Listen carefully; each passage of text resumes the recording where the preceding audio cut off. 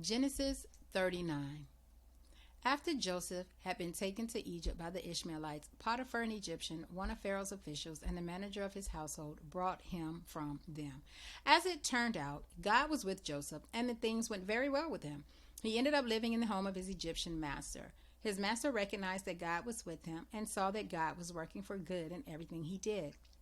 He became very fond of Joseph, made him his personal aide. He put him in charge of all his personal affairs, turning everything over to him. From that moment on, God blessed the home of the Egyptian, all because of Joseph. The blessing of God spread over everything he owned, at home and in the fields.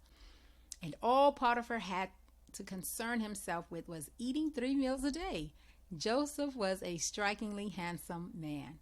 As time went on, his master's wife became infatuated with Joseph and one day said, "Sleep with me."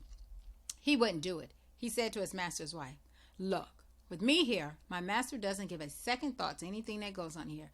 He's put me in charge of everything he owns. He treats me as equal. The only thing he hasn't turned over to me is you. You're his wife. After all, how could I violate his trust and sin against God?" She pestered him day after day after day, but he stood his ground. He refused to go to bed with her.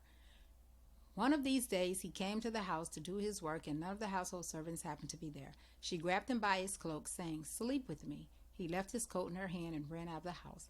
When she realized that he had left his coat in her hand and run outside, she called to her house servants, "Look! This Hebrew shows up, and before you know it, he's trying to seduce us. He tried to make love to me, but I yelled as loud as I could. With all my yelling and screaming, he left his coat beside me here and ran outside." She kept his coat right there until his master came home. She told him the same story. She said, "The Hebrew slave, the one you brought to us, came after me and tried to use me for his plaything. When I yelled and screamed, he left his coat with me and ran outside." When his master heard his wife's story telling him, "These are the things your slave did to me," he was furious.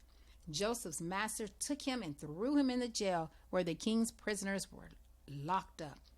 But there in jail, God was still with Joseph. He reached out in kindness to him. He put him on good terms with the head jailer. The head jailer put Joseph in charge of all the prisoners. He ended up managing the whole operation. The head jailer gave Joseph free rein, never even checked on him, because God was with him. Whatever he did, God made sure it worked out for the best.